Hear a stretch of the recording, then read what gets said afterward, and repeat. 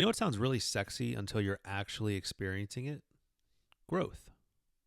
You want more money, you want more prestige, you want more health, more peace, more respect, more responsibility, more performance. Just insert any quality you want more of.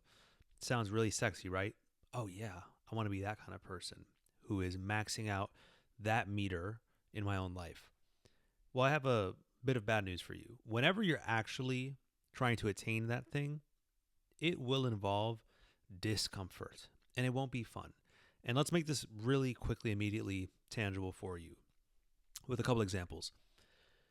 For yourself, when you are a parent, for example, and you want to become someone who is empathetic and patient and calm and you gentle parent in a way that makes sense, right? You're not letting your kid just run the show, but you're also being accommodative to their emotions. Guess what? In the pursuit of that person you're trying to become, there's going to be moments where you scream, where you yell, where you lose your temper and you become upset and you feel bad because you're telling yourself, I want to become this kind of parent, but I also find myself failing at times. Like I can't control my emotions or control myself. Let's find another arena. You are at work and you want a promotion. You want to get more responsibilities. You want to make more money. You want to be seen as a leader or respected in what you do. Cool. You get that promotion. You get those responsibilities. And now all of a sudden, you find out, wow, I have no boundaries for myself. I'm doing work before work and after work. While I'm at work, I find that I have no time for deep work. I'm just in meetings all day. When I get home, I can't turn off my phone. I am constantly glued to my email. All of this seemed to be not super front of mind when I thought about the sexy goal. The promotion, the elevated performance, the elevated responsibility sounded really good on paper, but in practice, it's kind of uncomfortable. In business, let's use coaching as an example. I'll tell you from my own personal experience. When you start out as a coach, the very, very, very first thing you want to do is put together some sort of program. What's your approach? What's your philosophy? What's your mechanism? How do you differentiate yourself from other coaches? Okay, cool. Let's say you face that problem. First thing is, well, I don't know. I need to now figure that out. There's your first resistance point. What actually is going to allow you to separate and differentiate? That right there exposes gaps in your knowledge, gaps in what you thought you knew really well. It tells you where you have to learn more. Let's take it one step further. Bam, you get that first client. Proud of you. That's a really, really difficult accomplishment for many people, is getting that first person to say, I trust you, I'm going to pay you, please help me achieve my goals. That wonderful experience is quickly followed up with, okay, how good of a coach are you? You are likely going to have more moments when you realize, this sounded really sexy on paper, but this is kind of hard in practice.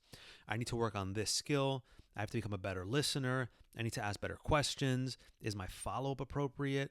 Am I having meeting times frequently enough to see change? Take it one step further. You have 10 clients now. From the outside looking in, you're so successful. People trust you. Your business is booming. You're doing great for yourself. And also, you may then notice the next devil that appears, which is maybe you don't have the systems in place that you needed. So you're taking meetings at weird times. You find yourself working more than you were in your traditional job. You are overwhelmed with how many clients there are to keep track of.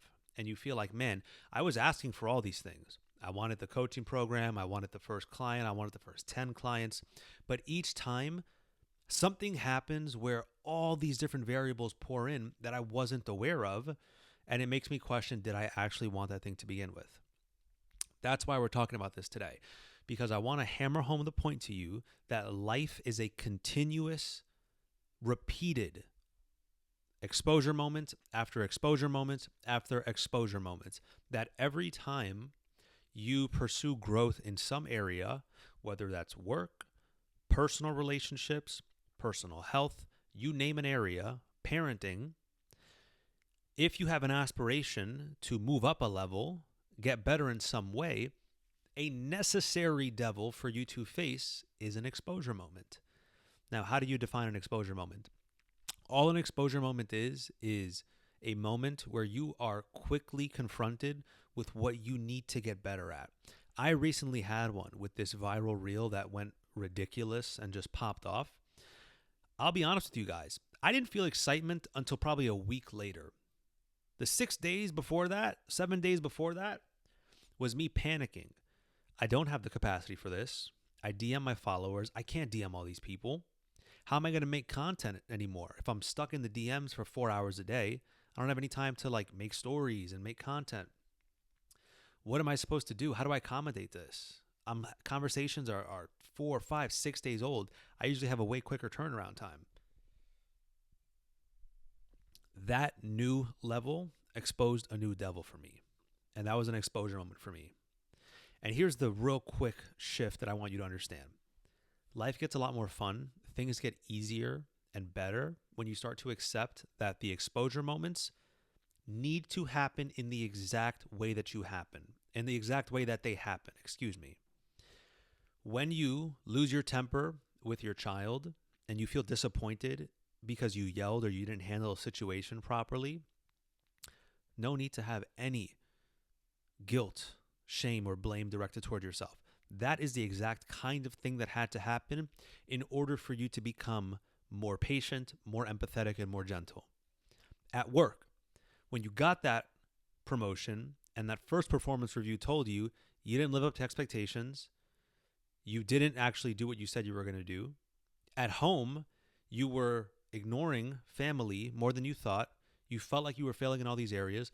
I'm trying to tell you that is exactly what needed to happen. That is something you want to welcome. The exposure moment there then allows you to figure out, okay, I need better boundaries with work. I need to be more clear about what my goals are and the steps to get there. I need to set better expectations with my team and myself. I need to understand how can I approach this in a way that I feel in control of work as opposed to it controlling me. All those insights and skills and updated approaches, none of those are going to happen unless you have an exposure moment. And it's the same thing for me in my coaching world. Without going through the anxious, stressed out, overwhelmed experience of, oh my God, all these people are now on my page, I don't have the bandwidth to attend to all of you, then I wouldn't have created different back-end systems to help with that. Helping me have conversations with multiple people at once, or refining my own approach to DMs so that I'm not sacrificing quality of conversations with people that are real humans just for the sake of burning through as many as I can. I needed that exposure moment. Every client that I've ever had that has not jived with the coaching in some way or given me a piece of feedback around the coaching, as hard as it is to admit that and talk about that, all of those had to happen in the way that they happened for me to have the precious, impactful, and amazing product that I currently have. So if there's one thing I want you to take away from this, it's really, really simple. If you aspire to be better in your field, be a better partner, be a better parent, be a better person to yourself, when those exposure moments come by, say thank you. I know it's going to sound crazy. Be appreciative of them. Thank you for showing me exactly where I need to get better. Thank you for sifting through all the BS, all the different tips and tricks and strategies for improving in X, Y, or Z arena, and just getting right to the meat and potatoes of it. Hey, this is where you need to show up a little bit differently. And right there, you have a moment of asking yourself, am I going to respond to that? Am I going to respond to that signal? Am I going to recede, blame myself for not performing well or doing well, beat myself up, and tell myself, you know what, this goal isn't important to me. I'm going to abandon it altogether. I'm going to move on to something else. Or are you going to face the feedback? Whatever that moment of being stretched is showing you, are you going to face that and tell yourself, awesome, appreciate that. Now I know exactly where the work needs to be done. This exposure moment in and of itself is evidence that I'm growing. I'm trying new things. I'm trying new approaches. I'm putting myself in uncomfortable positions, all things that correlate with growth. And as long as I can pay attention to the exposure moment, not beat myself up, take the lesson, run with it, apply the new skills, apply the new lessons. You'll be good. I promise. This idea of linear growth, that you want to get better at taking care of yourself and your habits, you want to get better at setting boundaries with work, you want to become more positive in terms of how you speak to yourself, that this is just going to happen. You just open a book and things change for yourself all of a sudden overnight. It's not how growth works. Growth is continuous moments of exposure, discomfort, feeling like a failure, and in those moments, choosing to carve out the lesson, no matter how painful it is and how bad you feel, so you can then next time do better and achieve a new level for yourself. But one thing that will never go away is those feelings of failure, those feelings like you've encountered a new devil. Those just come with the game. They're going to be there every time. All the moments as a young parent that I was disappointed in myself for losing my patience, having a temper, had to happen so that nowadays the same things that my son might do to trigger those emotions, it doesn't rattle me. I've seen this before. I know how to respond now. I know how to not let myself get so amped up. And I wouldn't have that quality of calmness and measuredness unless I went through those moments where I was really exposed. And I had to tell myself, dude, what do you have to pay attention to here? What is the lesson you have to learn here? What do you have to get better at? What's the skill or the quality that you're lacking in that needs to grow? That's going to keep happening. When my son gets into elementary school, middle school, high school, every successive chapter that he goes through, there's going to be some devil awaiting me as a parent, forcing me to grow if I choose to pay attention to it. I could resign. I could tell myself, you know what? I'm not cut out for this.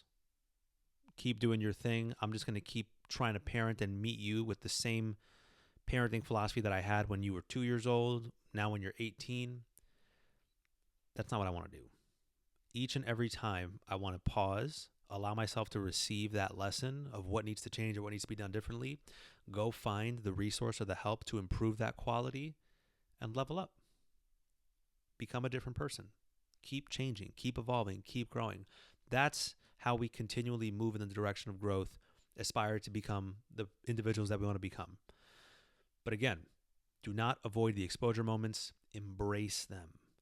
Thank the universe, whatever you want to call it, for bringing them to you, because without them, you will not have known where you needed to grow.